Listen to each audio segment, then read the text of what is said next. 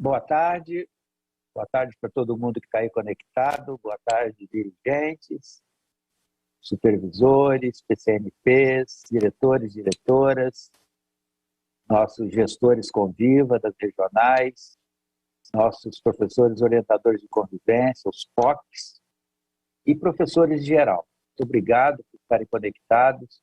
Nós estamos aqui para mais uma live, trazendo a doutora Isabel Vaz, psicóloga, doutora, vago currículo, vocês devem ter visto aí. Depois ela vai também se apresentar, dizer o que ela faz. Do tema, este mês de maio, nós estamos trabalhando, o tema do acolhimento emocional, que é o segundo tema de uma trilha que nós estamos desenvolvendo, que chama-se Eu, o Educador e a Minha Saúde Mental. Então, a professora Isabel, psicóloga Isabel, vai falar para nós sobre autocuidado, quanto uma ferramenta de acolhimento emocional. Como tem acontecido, quem está acompanhando todas as lives, tem visto que a gente tem procurado, Mário? Mário está aqui conosco, também o Emerson. A gente tem procurado trazer, e os profissionais que têm vindo têm concordado, uma fala bem, diria assim, bem prática, bem para o cotidiano. Como fazer, como o professor que está vivendo esse momento ainda é difícil, diferente, a gente já se acostumou um pouco com o afastamento, com a aula remota. No ano passado, nessa época, a gente estava exatamente perdido em todos os sentidos. Agora a gente já está um pouco mais acostumado com isso, mas quando a gente olha para a pandemia e vê as notícias, está tudo muito incerto. Então é nesse clima de incerteza, mas consciente do papel da escola para a vida das crianças, dos adolescentes, dos jovens, da escola presencial, que nós estamos aí, voltamos este ano até aula presencial. Educação é atividade essencial, doutora Isabel, aqui em São Paulo. Portanto, mesmo nessa fase ainda de muita gravidade da pandemia, cercado de todos os cuidados, com protocolo sanitário rigoroso, todo mundo cumpre, nós estamos atendendo essas crianças até 35% a cada dia, de forma a garantir que todos eles tenham uma conexão com a escola, retomem essa conexão com os colegas, com seus professores, porque isso é muito importante. A professora certamente vai falar sobre isso também, para que as crianças possam seguir se desenvolvendo. Nós fizemos, doutora Isabel, uma avaliação agora no mês de março, e vimos que, vou dar só um dado, assim, na escala do SAEB, que é a escala de avaliação que nós usamos, da parte cognitiva, em matemática, as crianças do 5º ano estão 46 pontos a menos do que estavam em 2019.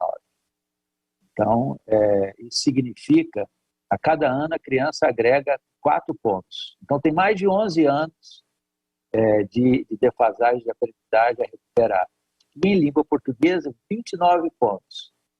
Pouco mais de, em torno aí de 8 anos para recuperar.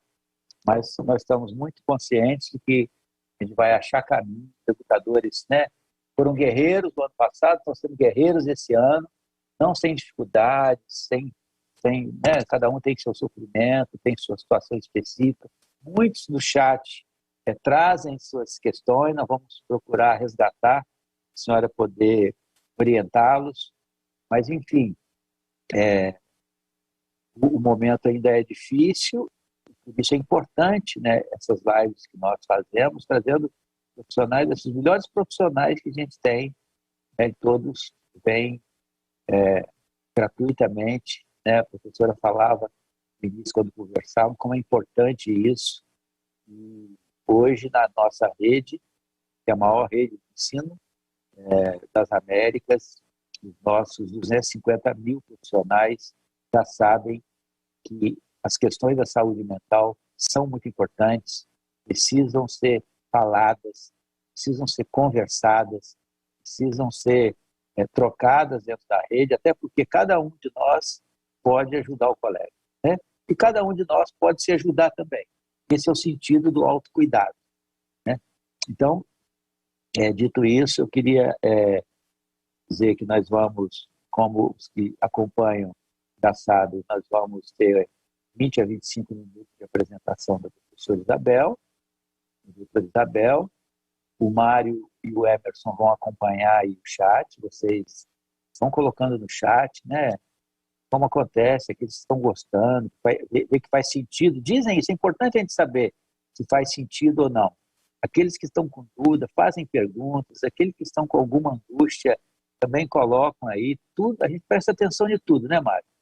Presta atenção de tudo para que a gente possa ir cada vez melhorando mais.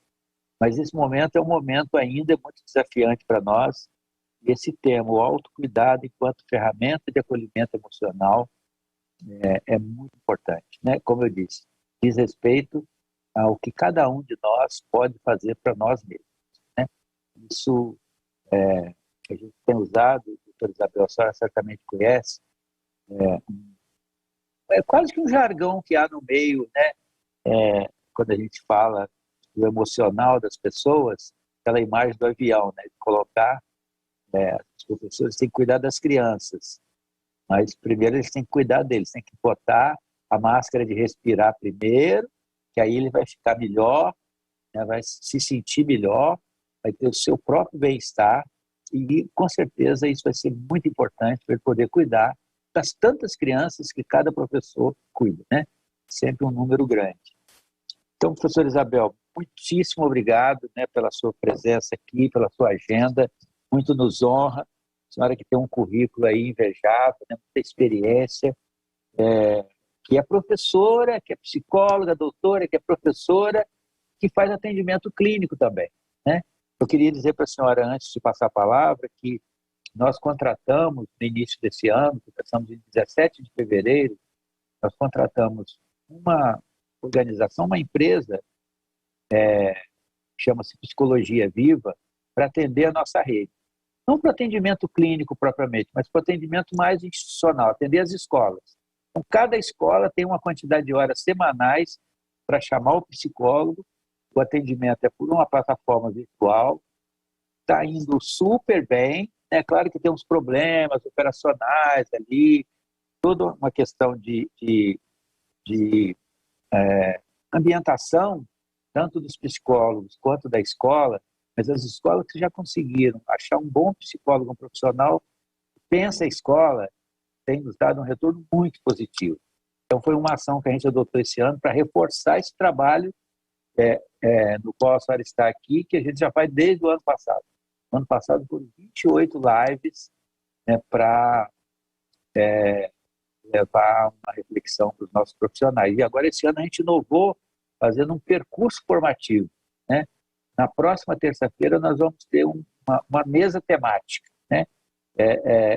O coroamento das 3 lives anteriores, aí com profissionais que vão estar conosco, não só psicólogos, psiquiatras, mas também pessoas que vivenciaram situações difíceis, como é o caso da convidada da próxima segunda-feira, não sei se a senhora conhece, que é a Isabela Camargo, uma jornalista que teve suas dificuldades, e ela escreveu esse livro dá um tempo aí, porque a gente precisa ter o controle da vida, né? A vida não pode ser, deixa a vida me levar só. Acho que as duas coisas são boas, né? Deixa me levar, tem hora que é bom, a gente precisa tomar conta da nossa vida e fazermos o nosso autocuidado. Então, professora, dito isso, te passo a palavra. Muito obrigado, muito bem-vinda a você.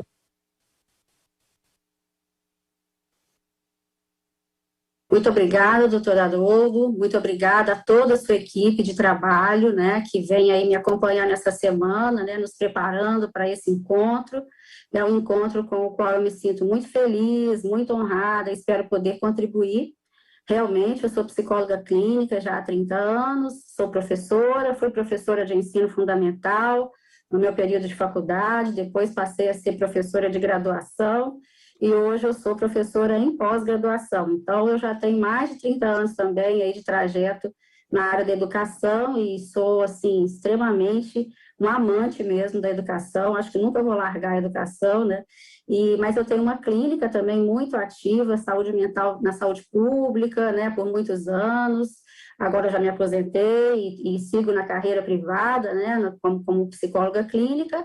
E eu tenho uma empresa, né, de consultoria na área de saúde mental, uma empresa já desde 2016, e é uma empresa que trabalha justamente prestando consultoria a organizações, né? E a gente já vem há muitos anos, mesmo antes disso, reconhecendo o valor e a importância de levar atitudes, né, atos de saúde mental para dentro das escolas. Isso é fundamental, né? A gente sabe que a escola, ela é inegavelmente um espaço, né, de muitas batalhas emocionais, como eu falo, né, que quer queira, quer não, ela pode se tornar, e muitas vezes se torna, um espaço amplo de aprendizagem, né, de desenvolvimento, de autonomia, de senso de coletividade, que são coisas que a gente sabe que são fundamentais para o enfrentamento de adversidades, né? Nós estamos vivendo agora uma situação, né, jamais vista, né, uma crise sanitária sem precedentes aí na história, e é lógico que isso vem impactando profundamente o setor da educação. Então, levar a saúde mental para as escolas, que sempre foi uma coisa que nós almejávamos muito, né, por sabermos que a escola é um espaço privilegiado para isso. A gente diz que a escola é um laboratório, né, a céu aberto, assim, para a gente pensar em ações que possam ajudar as crianças, os adolescentes e a comunidade escolar como um todo a enfrentar, né, os seus desafios pessoais, que antes eram pessoais, né, e hoje mais do que nunca são coletivos, né, de uma maneira unificada. Então, quando a gente fala do tema da nossa conversa de hoje, autocuidado enquanto ferramenta de acolhimento emocional, quando eu falo do autocuidado, né, é isso mesmo, né, colocar a sua própria máscara para você poder ajudar os outros. Mas a pandemia, a meu ver, instaurou, né, um clima, um ambiente muito favorável, apesar de todos os pesares, né, uma grande tristeza que estamos vivendo, mas, ao mesmo tempo, nós precisamos arregaçar as nossas mangas, né, todos juntos, coletivamente, para tentarmos tirar dessa situação grandes aprendizados. E um grande aprendizado eu vou trazer para vocês a partir da minha prática como instrutora de meditação, né? O meu doutorado, que foi defendido pela Universidade Federal de São Paulo, a Unifesp, em 2016, foi um doutorado onde eu trouxe para o Brasil uma ferramenta de saúde mental baseada em meditação, que tem um nome em inglês, né, chamado Mindfulness, mas que tem sido traduzido para o Brasil como atenção plena. E eu vou reservar esses nossos minutos de conversa aqui hoje para falar sobre essa ferramenta, que é uma ferramenta que tem sido usada muito nas escolas. Eu sei que algumas escolas em São Paulo já utilizam essa ferramenta há algum tempo, escolas públicas e privadas, né? São Paulo foi, se não me engano, um pioneiro no Brasil em levar essas ferramentas para as escolas, e a gente vem pensando nisso já há muito tempo, mesmo antes da pandemia, como uma ferramenta de autocuidado, né? E o que eu acho de interessante nisso é que, para levar isso para as crianças e os adolescentes, é muito importante que o professor, a comunidade escolar como um todo, tenha isso como uma cultura instalada, né? Então, é uma sugestão de pensar no autocuidado, né? Primeiro eu vou colocar a minha máscara, primeiro eu vou resgatar o meu direito à consciência, para que depois eu possa auxiliar os meus alunos, né? Para que depois eu possa auxiliar a minha comunidade escolar, para que eles também desenvolvam essa consciência. Essa frase não é minha, né? Ano passado saiu uma edição da revista Você RH, no final do ano passado, em novembro, só sobre saúde mental, né? Porque 2020 foi considerado pela Organização Mundial de Saúde como o ano da saúde mental. Nós consideramos que a saúde mental foi uma pandemia, está sendo, né, uma pandemia paralela à pandemia da Covid-19, né?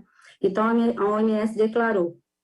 E essa edição foi só sobre saúde mental nas organizações, né? E uma gestora de RH fez essa declaração, né, de que nós temos, eu vou até resgatar aqui literalmente, né, como é que ela se expressou. Ela falou o seguinte: nós temos, né, é extremamente necessário que todos tenham acesso à sua própria consciência. Por quê? Em momentos de grande desafio, o fundamental é que a minha consciência esteja expandida, né? É que eu consiga explorar todas as minhas possibilidades no enfrentamento das dificuldades e que eu consiga, ao mesmo tempo, disponibilizar para as pessoas ao meu redor, para a minha comunidade, tudo aquilo que eu puder para poder ajudar e nós podermos juntos sair dessa situação. Então, eu vou trazer uma situação emblemática, né, que aconteceu em 2018, provavelmente a maioria das pessoas que estão ouvindo aqui vão se lembrar, que foi a questão dos meninos da caverna, né? Talvez vocês se lembrem daqueles 12 alunos, né, que foram, juntamente com seu professor, para a exploração de uma caverna na Tailândia, após jogarem, né, um futebol. Chegando lá, caiu uma chuva muito forte, inundou a caverna, e aqueles 12 jovenzinhos, né, o mais velho era o professor, que tinha 25 anos, ficaram presos na caverna. Eles sobreviveram somente com água potável e oxigênio durante 12 ou 15 dias, se não me engano. Né? E o professor, que era um ex-monge budista, ele treinou os meninos com meditação. Né? Então, atribui-se, em grande parte, a sobrevivência daquele time, daquela equipe. Né? Até alguns navegadores, se não me engano, 1 ou 2 morreram no trajeto, né? E os rapazes, todos muito jovens, sobreviveram. Então, o que acontece com a prática de mindfulness? Ela é uma prática de consciência plena, né? Na medida em que eu exercito a consciência plena, não existe melhor alternativa para a minha saúde mental. Né? Quando eu exercito a consciência plena, eu tenho acesso a toda a informação que eu necessito da minha própria bagagem, da minha própria história de vida, assim como todos os recursos que são necessários para o enfrentamento de uma grande dificuldade. Então, vamos pegar esse exemplo, se vocês me permitem. Né? É um exemplo que eu gosto muito, e eu entendo que se nós tivéssemos conversado um pouco mais sobre aqueles 12 meninos da caverna, a pandemia que veio logo depois poderia ter sido enfrentado por muitos de nós numa perspectiva diferente, né? Ali, aquele professor, ele foi capaz, né, de auxiliar os meninos a não entrarem em desespero, né, e a pensarem na coletividade. O natural, numa situação dessas, de apavoramento, é que alguém tentasse mergulhar, tentasse se salvar, tentasse dar as suas braçadas, tentasse sair da caverna, e isso certamente seria extremamente desastroso.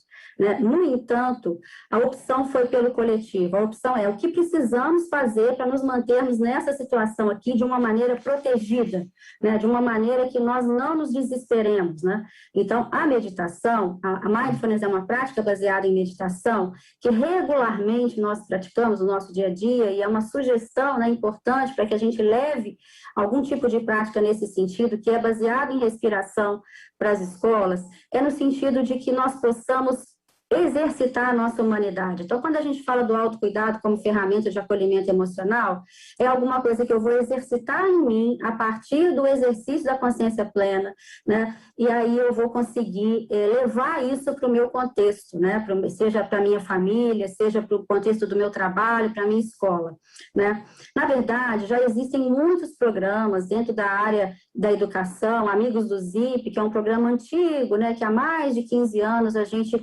introduziu ele aqui numa pequena escola, né? Depois acabou que isso se perdeu, mas é alguma coisa muito importante, né? Que são ferramentas que vão justamente auxiliar nas necessidades emocionais.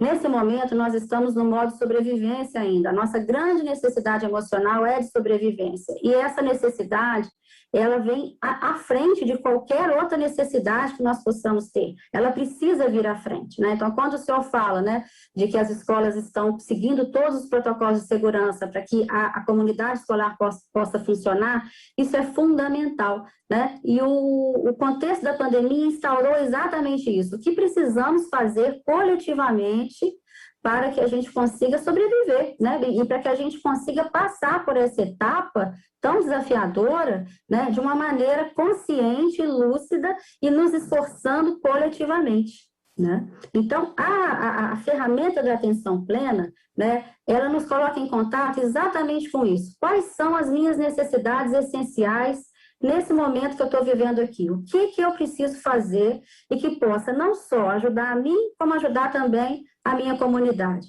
né? A gente diz que a prática regular da meditação, ela nos auxilia, né, exatamente a entrar em contato com aquilo que não é bom só para mim, que é bom para o coletivo, né? Então, a escola, ela é um lugar, sem dúvida, não só de prevenção, como de promoção de saúde mental, né? É muito importante a gente levar isso. Esse programa de Amigos do Zip também, que eu estou citando aqui como um dos exemplos, ele vai dizer exatamente isso, né? Eu me lembro que alguns anos atrás, começando a ler sobre o programa, ele dizia, bom, a escola ensina até a escovar os dentes, né?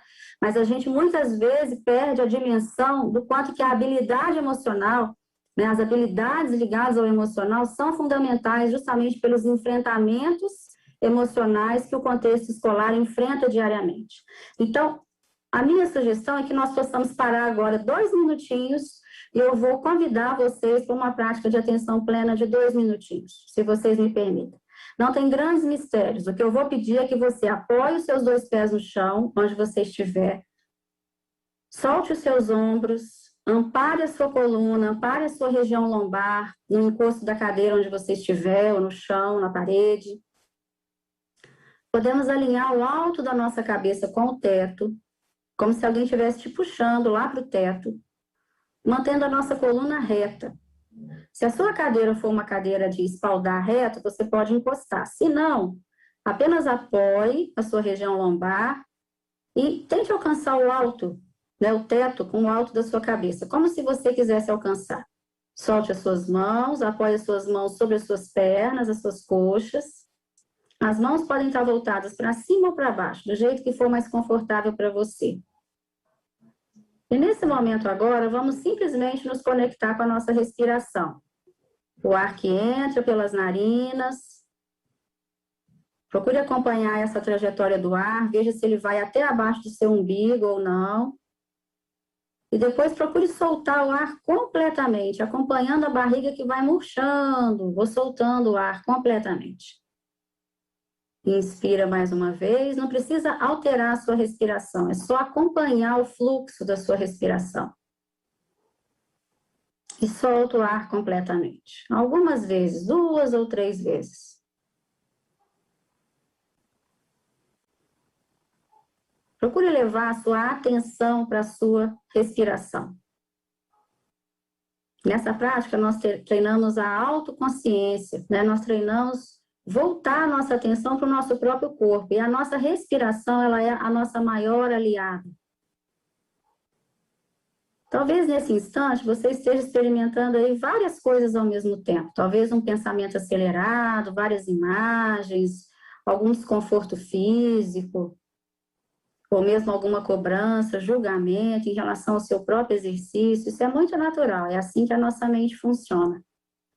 Mas procure, quantas vezes forem necessárias, levar a sua atenção para a sua respiração. Respira. Solta o ar completamente. Veja o que você observa aí também no seu corpo, talvez diferenças de temperatura em partes do corpo, o peso sobre a região lombar. Veja se você consegue se conectar com o peso do seu corpo sobre a cadeira, sobre o chão. E esse é um momento que você se permite reservar para você. Esse é um momento de autocuidado. Como é que eu me sinto aqui agora? Veja se você consegue responder essa pergunta. Como que eu me sinto nesse exato instante? Dentre um repertório enorme de palavras que possam definir, procure 1 ou 2 palavrinhas que definam o mais próximo possível da forma como que você se sente aqui agora. Você pode se sentir relaxado, ou tenso, ansioso, preocupado, triste, com medo, ou confortável, ou neutro. E observe no seu corpo, qual foi a parte do seu corpo que te indicou que você estava com essa sensação ou com essa emoção. Talvez um coração acelerado, ou um frio no estômago, ou uma musculatura rígida, ou uma musculatura relaxada. Talvez a testa franzida. Pronto, você conseguiu achar uma palavrinha ou 2 que tenham se aproximado da forma como se sente nesse momento? Ok, essa palavrinha vai ficar reservada. Essa palavrinha diz a você alguma necessidade sua nesse momento? Ou algum impulso? O que eu preciso nesse momento? Tem alguma necessidade premente? Ok, reserve também essa informação. E podemos ir voltando aqui, abrindo os olhos. Observe como é que você se sente nesse exato instante. O que a meditação nos proporciona? Essa é uma prática de meditação. Ah, como assim? Eu não consegui meditar, Isabel. Minha cabeça estava a mil, estava pensando em 1000 coisas, cheia de tarefas. Então, é com isso que você se deparou. A meditação não é uma promessa de parar de pensar, não é uma promessa de relaxamento, ela é um flash de autocuidado. Ou seja, como é que eu me sinto exatamente aqui agora? Qual é a necessidade que está gritando aqui agora? Pode ser que muitos de vocês que estão nos ouvindo não tenham acessado isso. Isso também é uma informação. Como assim? Eu paro para fazer um breve momento de silêncio e eu não consigo acessar como eu estou me sentindo.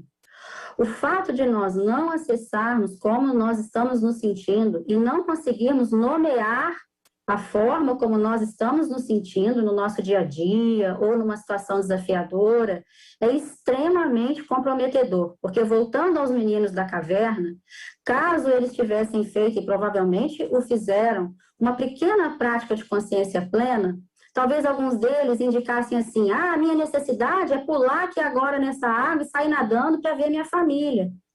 Né? Talvez essa fosse a necessidade mais premente que ele conseguisse acessar, mas, no entanto, aquela situação não era essa a necessidade mais premente.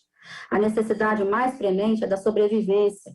Agora, na pandemia, se nós fizermos alguns exercícios de atenção plena, nós vamos acessar qual é a minha necessidade. A minha necessidade é rever meus amigos, é ir para a festa, né? É abraçar minha vovó, meu vovô. Não, essa não é a necessidade mais premente agora. A necessidade provavelmente mais premente, ligada à sobrevivência enquanto ser e enquanto espécie, provavelmente é de sobrevivência também. E quando nós estamos totalmente conscientes disso, nós conseguimos lidar com as nossas frustrações e conseguimos direcionar as nossas ações para a nossa sobrevivência, colocamos a nossa máscara, como o doutor Haroldo falou, mas também nós conseguimos colocar a máscara nos demais, ao passo que se eu sair correndo para atender aquilo que é mais automático em mim, certamente eu vou me frustrar.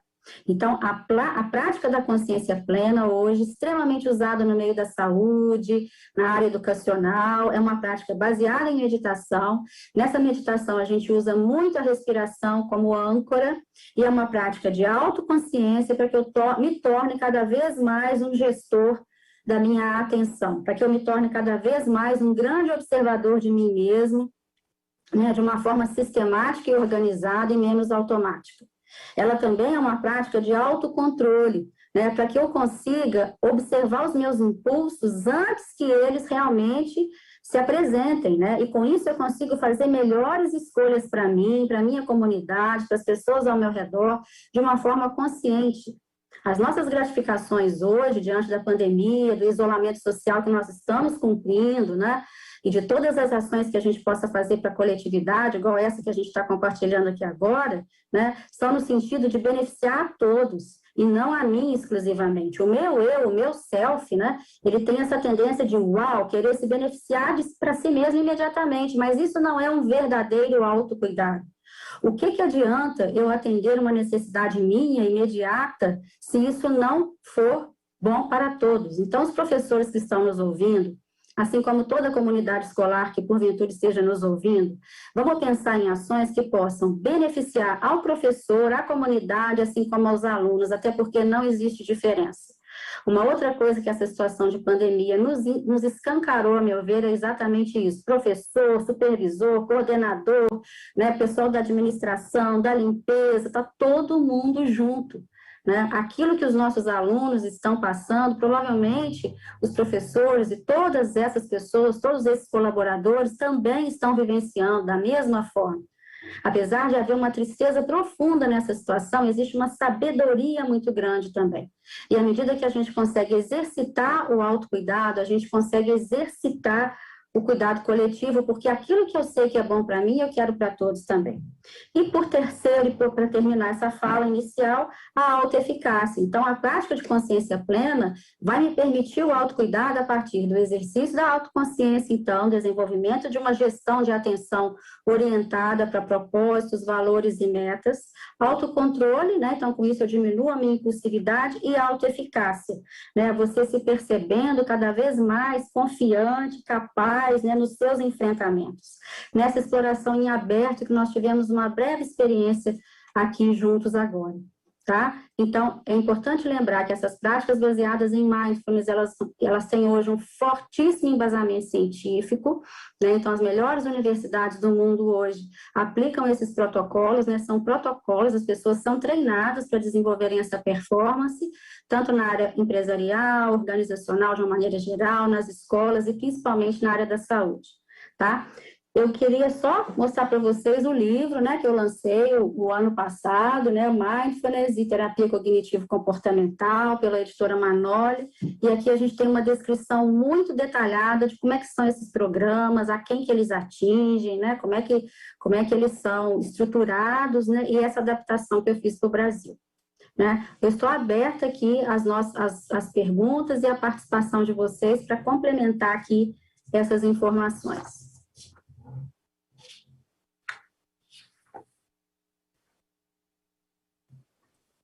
O áudio está fechado, doutor.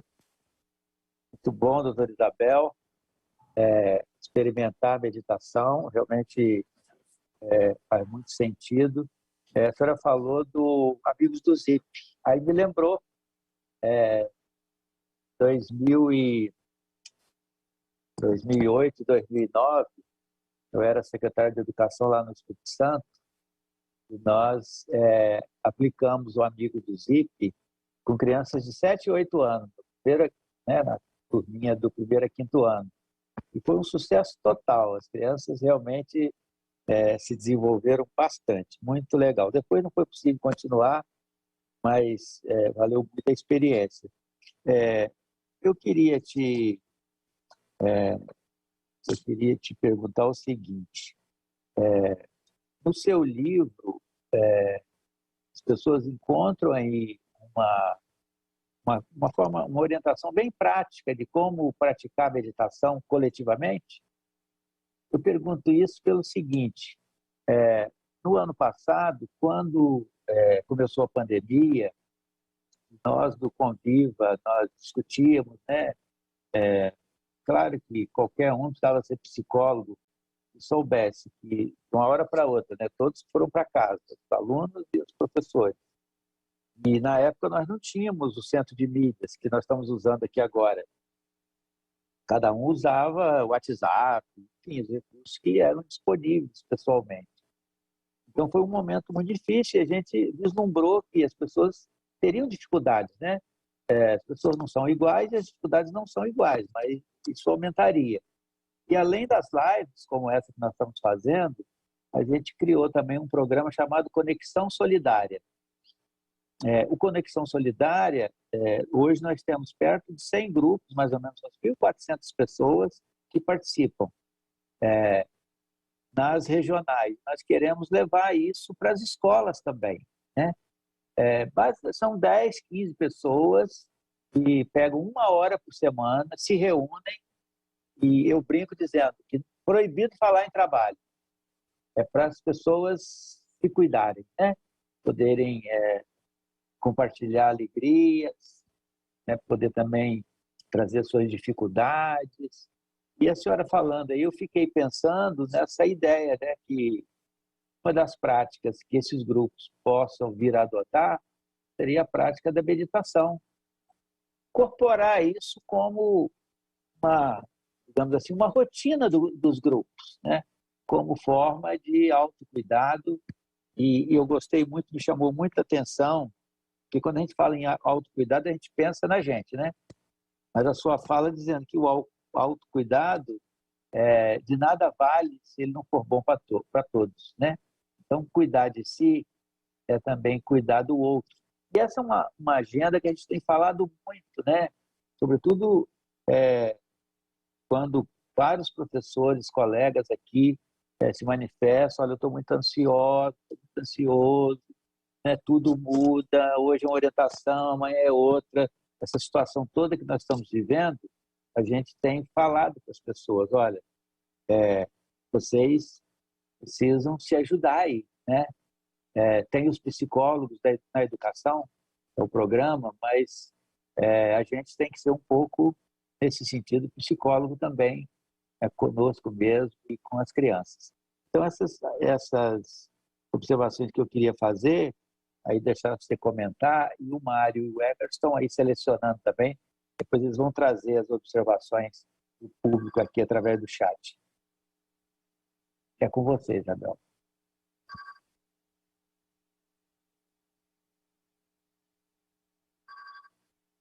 Vocês estão me ouvindo? Ah, sim, agora sim. Agora sim. Olha só, doutor Haroldo, em relação ao livro, sim, né, o livro, além de contar a história, né, de eu ter trazido esse protocolo para o Brasil, né, há 10 anos atrás, em 2011, né, no meu doutorado, quando a gente fez um piloto e tudo mais, então o livro traz essa trajetória, ele traz também algumas dicas e sugestões. Agora, é importante lembrar que os treinamentos são feitos em grupo, então esse é mais um motivo importante para as escolas se beneficiarem, inclusive desse momento agora, né, de vocês terem desenvolvido esse centro de mídia, para que cada vez mais as pessoas possam acessar e serem treinadas para poderem levarem isso para a sala de aula. Né? Então, assim, todos os programas baseados em meditação, em mindfulness especificamente, né, porque tem vários tipos de meditação, em mindfulness especificamente, eles são voltados para treinamentos em grupo. As escolas que já são treinadas, né, no Brasil e fora do Brasil, né, eu tenho a formação, né, pela Mindful Schools, que é uma escola dos Estados Unidos, e o que é preconizado é exatamente isso, né, de que os professores, a comunidade escolar seja treinada para que os próprios professores transmitam isso para as crianças, não é um agente externo, né. Então, seria bacana pensar em, quem sabe, aí uma sugestão nesse centro de mídias como sendo um recurso para que os professores possam ser treinados e isso possa ser levado, né? Eu li um artigo ano passado de um professor da USP, mais ou menos em maio também de 2020, né, o jornal da USP, né, exatamente, que ele fala, né, que essa coisa do ensino híbrido, né, do ensino pela internet, remoto, né, ele poderia ser uma semente de transformação digital de qualidade, né, uma fonte inesgotável. Exatamente isso, para que a gente não está falando já há tanto tempo que a escola precisa ser um ambiente de desenvolvimento de habilidades para além de uma transmissão de conteúdos, né? Porque hoje você tem acesso ao conteúdo pelo Google, pela internet, facilmente. Então, quem sabe, nós não podemos cada vez mais, e eu sei que o governo de São Paulo já faz isso há bastante tempo, ampliar, né, as escolas, abrir as escolas para esse espaço, sabe, de desenvolvimento de habilidades efetivamente. E as habilidades, elas partem a partir desse mergulho interno, desse desenvolvimento da autoconsciência que a gente está falando. E o professor, né, ele precisa estar com isso desenvolvido nele também, para que ele consiga auxiliar o aluno nisso. Então, já tem muitas escolas, depois, se vocês quiserem, eu posso compartilhar com o Emerson vários links, né, de experiências exitosas, né, de várias escolas que já transformam isso como rotina, né, no Brasil e fora também. E quem sabe aproveitar para que isso possa ser levado, porque a gente tem um embasamento científico muito forte para dizer que essas práticas, muito além, né, de ser alguma coisa de bem-estar, né, na verdade, ela é uma prática de promoção de saúde e de equilíbrio, né? Muito bem. Realmente, você tem razão, Isabel. O Centro de Mídias é uma ferramenta extraordinária, né? E é uma coisa que está conosco. Não estava em março do ano passado, entrei em 27 de abril, já tem um ano, vai continuar conosco e realmente a gente consegue levar. Aqui eu estou vendo, nós temos professores de todos os municípios do estado de São Paulo acompanhando aqui e a gente vai deixando essa sementinha, né? Exatamente. E eu queria aí ver com o Mário e o Emerson o que é que eles trazem aí do acompanhamento do chat. Doutora Isabel, doutor, olá, boa tarde a todos. Doutora Isabel, o primeiro pedido é, como a senhora está com o fundo desfocado, a hora que a senhora mostrou o livro, desfocou. Sim. Se a senhora puder mostrar, então está todo mundo pedindo qual é o livro, qual o título do livro. Vamos ver se eu consigo. Melhorou? Aí, agora sim. De novo. De novo. Peraí, que está aparecendo o mar. Ok. Ao final da minha apresentação, vocês vão disponibilizar aqueles 2 slides, né? E aí, no último slide, tem o livro.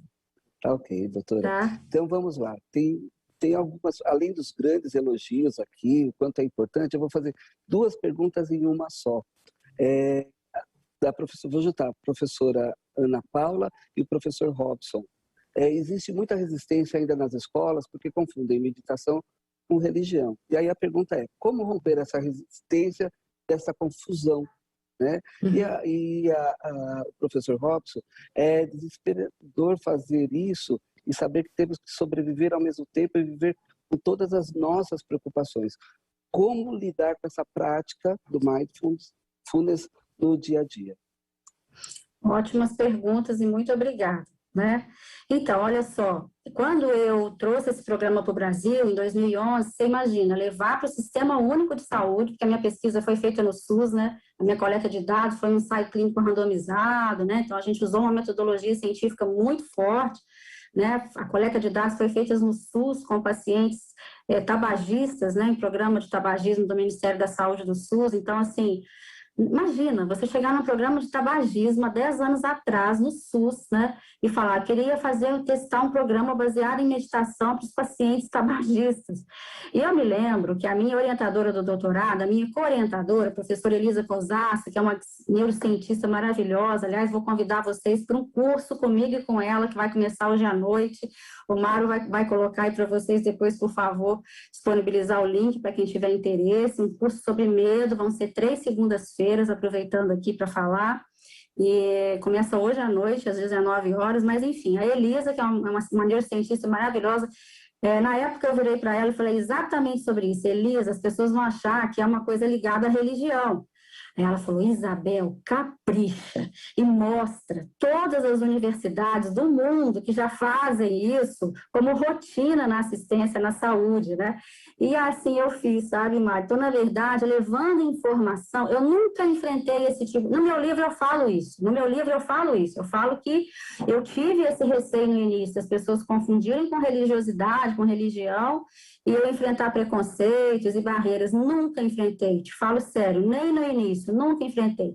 Na medida em que a gente orienta, informa a população que essa é uma ferramenta da área da saúde mental, que é totalmente laica, que não é ligada a nenhuma religião, mindfulness é um construto que sim, veio do budismo, mas foi trazido por grandes cientistas, né, na Universidade de Washington, né, em Seattle, na Universidade de Massachusetts, nos Estados Unidos, a Universidade de Toronto, no Canadá, e a Universidade de Oxford, na Inglaterra, né, principalmente essas 4 grandes universidades, foram protocolos desenvolvidos para complementar o tratamento de pacientes com depressão, ansiedade, estresse, dores crônicas, insônia, e hoje se expandiu para diversas áreas da saúde e na área da educação. Então, esse é um ponto que eu acho que a informação é importante. As pessoas terem essa informação de que é um protocolo laico é muito fundamental, tá? E hoje isso já está bastante disseminado, mas de qualquer forma vamos continuar informando, né? E qual que é a outra pergunta? Está fechado. Eu aqui, perdão. A outra pergunta estamos vivendo, é desesperador fazer isso e saber que temos que sobreviver e, ao mesmo tempo, viver com todas as nossas preocupações.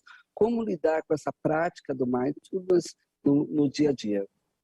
Boa pergunta, obrigada. Então, olha só, consciência plena é um exercício da gente trazer a nossa consciência para o momento presente. Né? É exatamente isso. Quais são as ferramentas, né? E qual é o meu potencial atual nesse momento de lidar com as minhas adversidades. Então, a primeira descoberta que eu faço, quando eu exercito a consciência plena e trago a minha consciência para o momento presente, é me conscientizar que eu estou vivo, por exemplo.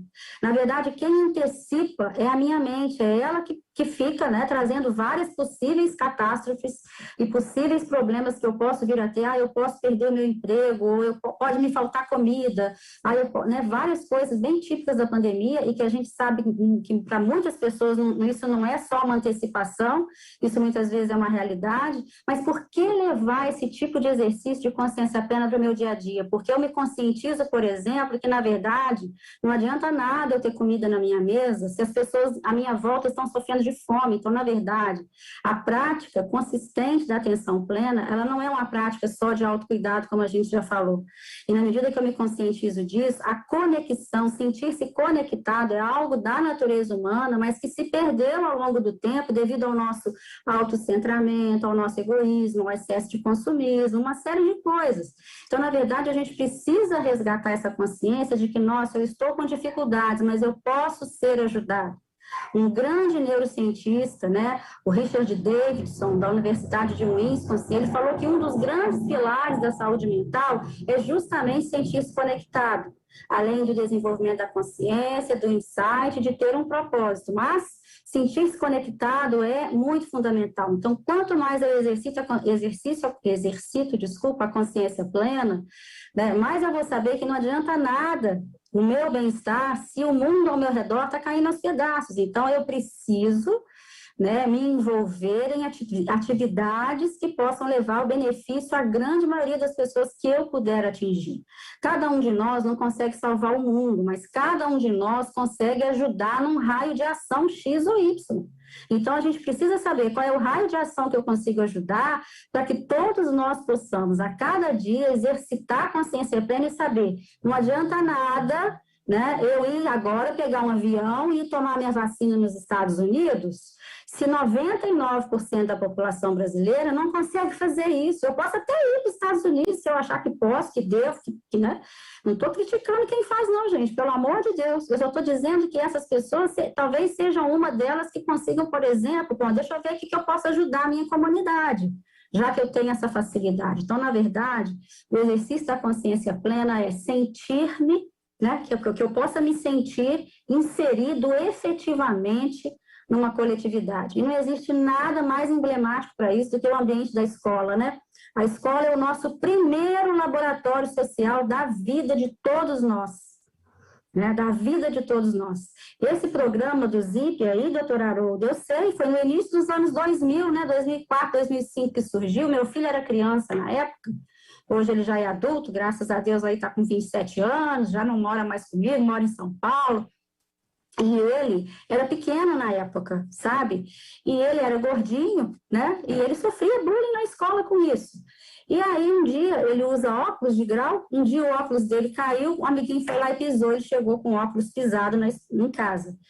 Eu fiquei com o coração muito apertado, eu falei, será que foi um ato de bullying, né? E cheguei na escola onde ele estudava, procurei a coordenadora e falei que eu achava que era bullying, porque ele já vinha sofrendo bullying por ser gordinho, né? Aí ela, bullying o quê? Ela não sabia nem o que era bullying. Eu fiquei em pânico. E era uma escola muito bacana, sabe, assim, que é uma escola centenária, tem em vários lugares do Brasil. Eu falei, não vou desistir da escola, eu vou tentar ajudar a escola, eu enquanto psicóloga e pesquisadora. Eu levei o programa do ZIP para a escola, sabe? Mas nessa escola ele foi engavetado, infelizmente, né? E ali eu pensei comigo, gente, cadê a habilidade social? Meu filho fez terapia, graças a Deus eu pude proporcionar terapia para ele. Ele fez terapia e hoje ele é um rapaz maravilhoso, muito, né, um menino do bem, que gosta muito de ajudar todo mundo, graças a Deus, né? Mas quantos brasileiros têm acesso a uma psicoterapia individual, né? Então, vamos lá, né? É nesse sentido. Então, exercitando a consciência plena, exercitando a minha consciência no momento presente, eu vou conseguir avaliar o que é essencial para o dia de hoje, sem deixar que a minha mente se antecipe. E o que for real, eu vou acreditar na conexão, sabe por quê? Porque eu exerço a conexão. Se eu exerço a conexão, eu vou acreditar na conexão. Então, agora, mais do que nunca, é o momento da gente, se unir, se ajudar, né? Cada um ir complementando o saber com o outro, e isso, vocês não tenham dúvida do quanto que isso pode nos ajudar a todos, a não nos desesperarmos numa situação, desafiadora como essa que a gente está vivendo, né? E ainda podemos viver outras, né, gente? As pessoas ficam assim, essa pandemia vai passar, mas o que os cientistas falam? Podem vir outras, né? Podem vir guerras, podem vir desastres ambientais, quer dizer, o quanto que nós estamos preparados para isso, né, gente? Isabel, antes de passar para o Emerson fazer aí as questões dele, 2 comentários que estão aqui no chat. Primeiro, tem uma professora dizendo, professora Márcia, aqui na Conexão Solidária, nós temos um professor que trabalha com os alunos a meditação. Nosso grupo pode utilizar a prática, quer dizer que a gente não está inventando nada, né? Já está indo, bom. Né? Aí tem uma outra aqui, professora Jocleidan, acho que é uma composição de nome, essa está meio zangada, porque ela, pelo que eu estou entendendo aqui, ela marcou um atendimento com um psicólogo, atendimento virtual, e o psicólogo não apareceu, né? Então, ela está perguntando o que faz. Alguém aqui já respondeu, mas eu quero dizer, olha, você procure o gestor Conviva na sua regional, pode procurar o Conviva também, o Mário está ali fazendo sinal, liga direto para o Conviva, vocês devem ter telefone. Tem também os gestores, gerentes regionais da Psicologia Viva, para fazer essa reclamação. A gente sabe disso, no início acontecia muito, já caiu bastante, mas ainda está acontecendo. Às vezes o psicólogo vem, não sabe direito como é que vai ser o trabalho, e aí desiste e nem avisa, né? Isso é profissional, mas vamos superar isso. Então está aí dada a resposta. Emerson, é com você. Nós temos mais 5 minutinhos, você pergunta para a doutora Isabel poder responder e ao mesmo tempo se despedir. Doutora Isabel, boa tarde. Tem 2 perguntas aqui que eu acho que elas têm uma sincronia, assim, que seria, acredito eu, sobre a inserção da prática no cotidiano das pessoas, né? Então, o professor Clodoaldo, ele pergunta quais são os desafios dessa prática. Acredito que ele tenha falado sobre como que eu começo a entrar em contato com essa prática, né? E uma outra, lá um pouquinho mais acima, veio um Dirceu Fernandes perguntando: sim, precisamos desligar. Eu também não desligo. Como lidar? Então, parece que são perguntas voltadas a essa... Como que a pessoa que nunca teve contato, né, começa a se apropriar disso no dia a dia dela. Então, obrigada, Emerson, pelas perguntas. Olha só, gente, o início é difícil mesmo. A gente está treinando uma habilidade que, às vezes, a gente não tem, né? Então, todo treino de habilidades, pode lembrar de todos os treinos de habilidades que você já fez, em andar de bicicleta, dirigir carro, fazer ginástica, uma série de outras coisas. A gente não deve primeiro se cobrar no início e já ter uma ótima performance, tá? Então, a meditação é um treino de performance. Na medida do possível, eu sugiro que você procure um instrutor, né? Pode ser online, pode ser, né, presencial, se for o caso, mas assim, hoje existe disponível muitos recursos pela própria internet de você ter um instrutor, né, experiente, que possa te ajudar a vencer esses desafios.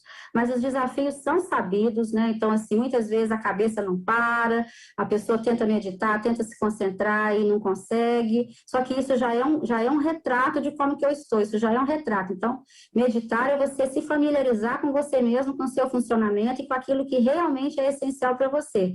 Então, se você não consegue parar para meditar, não consegue se permitir esse silêncio inicial aí, né, isso já é um dado importante, né, sobre cada um de nós. Então, nós temos aplicativos também de meditação, muitos deles muito bons, né, sugiro que você busque por alguns aplicativos. Tem um que é gratuito, que é chamado de Natura Medita, da perfumaria Natura mesmo, Natura Medita.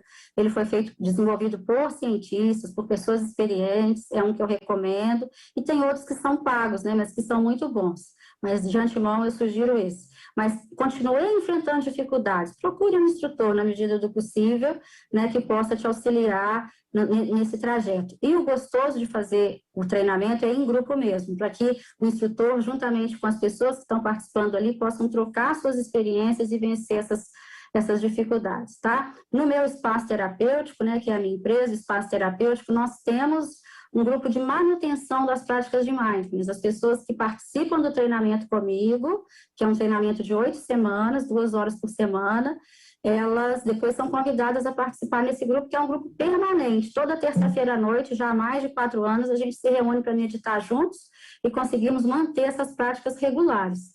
Tá? Então, o grupo de manutenção foi uma inovação que nós criamos, né? Mas é uma sugestão, né? De que as pessoas pensem em grupos de manutenção para que as pessoas não abandonem as suas práticas, tá? Como a gente está terminando, eu tenho 2 slides rapidamente que eu gostaria, se fosse possível, que o Mário, não sei quem está disponibilizando, né, para que a gente possa refletir um pouco sobre isso, né, do contexto escolar como sendo um contexto de promoção de saúde mental e prevenção na área de saúde mental, né, um contexto favorável. É importante saber que o ambiente escolar, ele é um ambiente de muitas lutas emocionais, inevitavelmente, então a gente precisa estar preparado para receber essas demandas e para poder transformar isso em habilidades, né. O outro slide é um slide com os meus contatos, né? E eu pedi também à equipe aí do Centro de Mídia para disponibilizar no chat para vocês o link desse encontro que vai haver. Vão ser 3 segundas-feiras à noite sobre medo, que é um sentimento que está muito presente hoje em dia, né, gente? No nosso dia a dia, no nosso contexto. Então, quem quiser entrar aí no link para conhecer, né, a proposta desse evento vai ser bem interessante. Então, sintam-se convidados, tá? E muito obrigada, viu, gente? Estarei à disposição aí. Muito obrigada mesmo. Obrigado, professora Isabel. Eu vou te agradecer lendo aqui uma fala de uma professora, a professora Maria, lá de Guarulhos, da Escola Maria Erisvalda Vicente Melro, Guarulhos. Ela botou as mãozinhas, botou uma marquinha de batom e escreveu: parabéns, doutora Isabel, que máximo essa live. Ficaria a tarde toda te ouvindo. Muito obrigada. Eu acho que ela resumiu aqui os sentimentos de todo mundo e eu queria aproveitar para registrar também o seguinte: tem a outra professora aqui que falou: psicologia viva para a minha escola está sendo excelente. A outra: graças a Deus estão realizando um ótimo trabalho. A outra: como conseguir o psicólogo? Não conseguimos ainda. Vai conseguir. Continua insistindo, entra lá. Se não conseguir, reclama com o Mário. Excelente, uma grande esperança nessa nova prática. Então, uma coisa, doutora Isabel, que nós estamos discutindo com a empresa é exatamente esse, dos professores, dos psicólogos, apoiarem a escola. O contrato com ela é para apoio coletivo, para grupos, né? Então, apoiar os grupos de conexão solidária, que pode ser com a prática da meditação, que é uma ideia que nós vamos levar para eles também. Então, assim, eu te agradeço muito, não tenho dúvida de dizer, né, por tudo que eu vi aqui da manifestação, a sua fala foi muito em encontro do que os professores estão querendo. E sobre esse último ponto, essa última pergunta que o Emerson trouxe, eu queria dar mais uma opinião mesmo, de leigo, mas que não dá para pensar na meditação só naquele momentinho ali, né? Acho que a gente tem que se cuidar sempre, né? Tem tanta coisa aí acontecendo, se a gente não se der conta de que nós precisamos ter o domínio, né, da nossa vida, né? Inclusive para fazer meditação. Quer dizer, é um conjunto de coisas, né, que a gente precisa, né? O acolhimento dos colegas na escola, tudo isso. A escola tem que ser um porto seguro, né? Na medida do possível, evidentemente. Para nós todos e também para as crianças. Então, a gente costuma dizer... Finalizar.